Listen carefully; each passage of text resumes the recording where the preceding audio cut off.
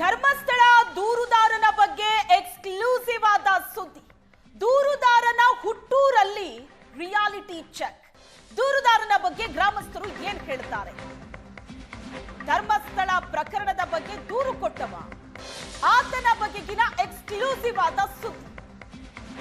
ದೂರುದಾರನ ಹುಟ್ಟೂರಲ್ಲಿ reality check ನಡೆಸಲಾಯಿತು. ಏನ್ ಹೇಳ್ತಾರೆ ಈ ದೂರುದಾರನ ಬಗ್ಗೆ ಅಲ್ಲಿನ ಗ್ರಾಮಸ್ಥರು? 1994ರವರೆಗೆ ಈತ ಮಂಡ್ಯದ ಗ್ರಾಮವೊಂದರಲ್ಲಿದ್ದ. ಈ ಧರ್ಮಸ್ಥಳ ಪ್ರಕರಣದ ಬಗ್ಗೆ ಏನ್ ದೂರು ಕೊಟ್ಟನಲ್ಲ, ಆತನ ಹಿನ್ನೆಲೆಯನ್ನ ಚೆಕ್ ಮಾಡಿದಾಗ ಒಂದಷ್ಟು ಅಂಶಗಳು ಹೊರಗಡೆ ಬಂದಿದೆ. 1994ರ ತನಕ ಮಂಡ್ಯದ ಒಂದು ಗ್ರಾಮದಲ್ಲಿದ್ದ ಇದ್ದ ದೂರುದಾರ ಹುಟ್ಟಿ ಬೆಳೆದಿದ್ದು ಮಂಡ್ಯದ ಗ್ರಾಮದಲ್ಲಿ. ಏಷ್ಯಾನೆಟ್ ಸುವರ್ಣ ನ್ಯೂಸ್ ಜೊತೆ ಗ್ರಾಮಸ್ಥರು ಮಾತಾಡಿದ್ದಾರೆ. ಗ್ರಾಮ ಪಂಚಾಯತ್ನಲ್ಲಿ ದೂರುದಾರನ ತಂದೆ ಕೆಲಸ ಮಾಡ್ತಾ ಇದ್ರು. ದೂರುದಾರನ ತಂದೆ ತಾಯಿಗೆ ಒಳ್ಳೆ ಹೆಸರಿತ್ತಂತೆ. ತಂದೆ ತಾಯಿ ಮೃತಪಟ್ಟ ನಂತರ ಈ ದೂರುದಾರ ಏನಿದ್ದಾನೆ ಈತ ಗ್ರಾಮ ಬಿಟ್ಟಿದ್ದು. ತಂದೆ ತಾಯಿ ಮೃತಪಟ್ಟ ನಂತರ ಆ ಗ್ರಾಮವನ್ನ ಈತ ಬಿಟ್ಟಿದ್ದ. ಇಡೀ ಕುಟುಂಬ ಧರ್ಮಸ್ಥಳಕ್ಕೆ ಹೋಗಿತ್ತಂತೆ. ಈ ವೇಳೆ ಉಂಡಾಡಿ ಗುಂಡನಂತೆ ಇದ್ದ ದೂರುದಾರ ಕೆಲಸ ಮಾಡದೆ ಬೀದಿ ಬೀದಿ ತಿರುಗ್ತಾ ಇದ್ದ. ಏನು ಕೆಲಸ ಮಾಡ್ತಾ ಇರಲಿಲ್ಲ. ಉಂಡಾಡಿ ಗುಂಡನಂತೆ ಬೀದಿ ಬೀದಿ ತಿರುಗ್ತಾ ಇದ್ದ. ಚಿಕ್ಕ ವಯಸ್ಸಲ್ಲೇ ದೂರುದಾರ ಮದುವೆ ಆಗಿದ್ದ. ಮೊದಲು ಧರ್ಮಸ್ಥಳಕ್ಕೆ ಹೋಗಿದ್ದ ದೂರುದಾರನ ಅಣ್ಣ. 1994ರಲ್ಲಿ ಧರ್ಮಸ್ಥಳಕ್ಕೆ ಈ ದೂರುದಾರ ಹೋಗ್ತಾನೆ.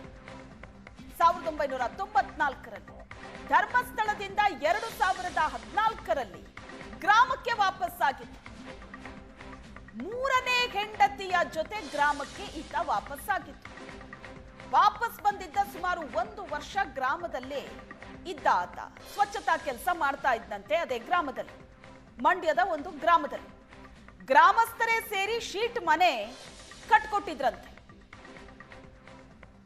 ಜಾಗನ ತನ್ನ ಹೆಸರಿಗೆ ಮಾಡ್ಕೊಡಿ ಅಂತ ಜಗಳ ಮಾಡಿದ್ನಂತೆ ಈತ.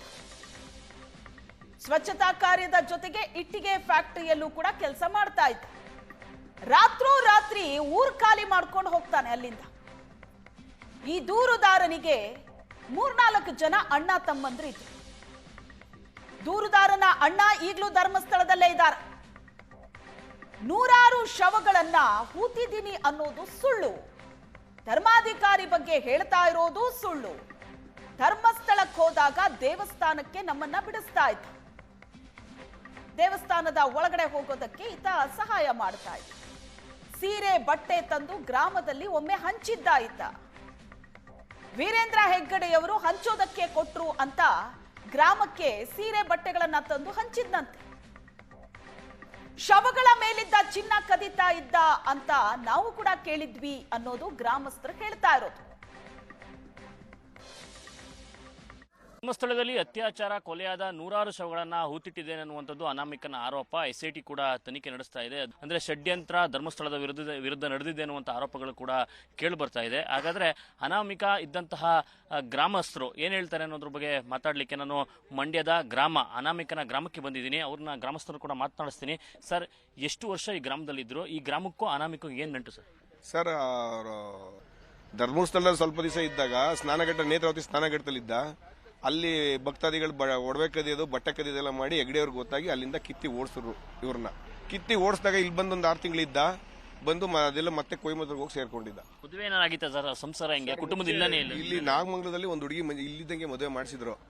ಆ ಹುಡುಗಿ ಬಿಟ್ಬಿಟ್ಟು ತಿರ್ಗಿಲ್ಲ ಯಾವ್ದೋ ಕೊಯಮತ್ತೂರು ಹುಡುಗಿನೋ ಅಥವಾ ಇದು ಕೇರಳ ಹುಡುಗಿ ಮದುವೆ ಮಾಡ್ಕೊಂಡಿದೀನಿ ಅಂತ ಹೇಳ್ತಿದ್ದ. ಅತ್ಯಾಚಾರ ಕೊಲೆ ಆಗಿರುವಂತ ನೂರಾರು ಶವಗಳು ಊತಿಟ್ಟಿದ್ದೀನಿ ಅಂತ ಹೇಳ್ತಾರೆ. ಆ ಹೇಳಿಕೆ ಬಗ್ಗೆ ನಿಮ್ಗೆ ಏನ್ ಅನ್ಸುತ್ತೆ? ದೂರ ಬಗ್ಗೆ ಸರ್, ನೋಡಿ ಸರ್, ಅಲ್ಲಿಗೆ ಸೌಜನ್ಯ ಮತ್ತೆ ಬೇರೆ ಹೆಣ್ಮಕ್ಳು ಸಾವಾಗಿದೆ, ಕೆಲವೊಂದು ಸಾವಾಗಿದೆ. ಅವಕ್ಕೆಲ್ಲ ನೈಜವಾಗಿ ನ್ಯಾಯ ಸಿಗಬೇಕು. ಆದರೆ ಈ ನಾನು 100 ಬುರುಡೆ ಊತಿದ್ದೀನಿ, 100 ಶವ ಊತಿದೆಲ್ಲ ಸುಳ್ಳು ಮಾಹಿತಿ ಸರ್.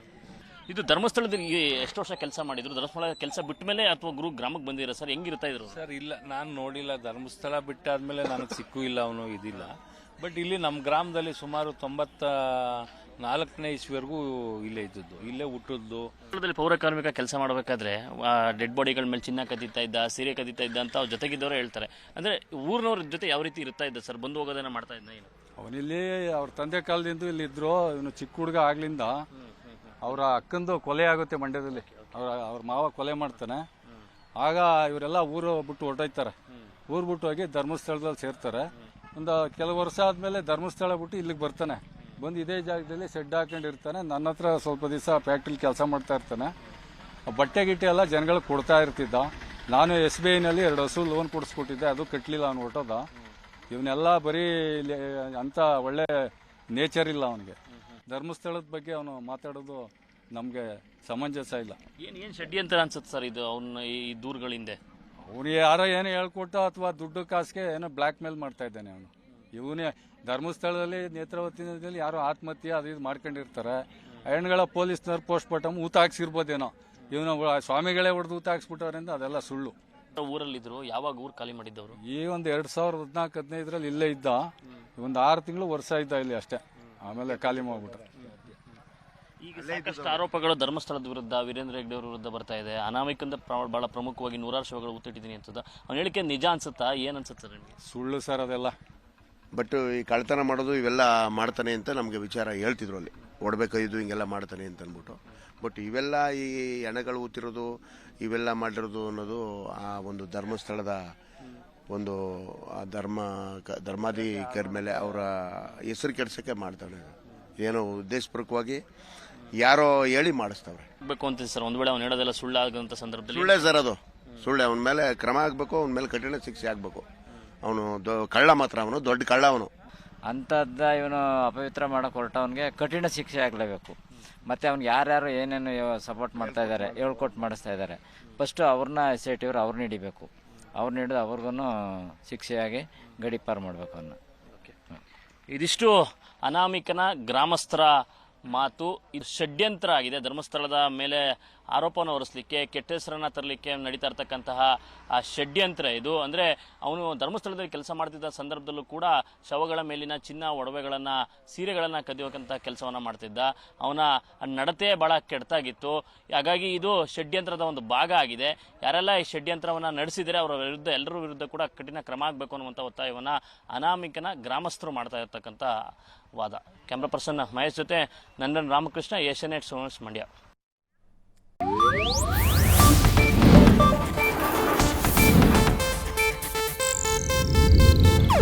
ಇದು ಏಷ್ಯಾನೆಟ್ ನ್ಯೂಸ್ ನೆಟ್ವರ್ಕ್ ಪ್ರಸ್ತುತಿ.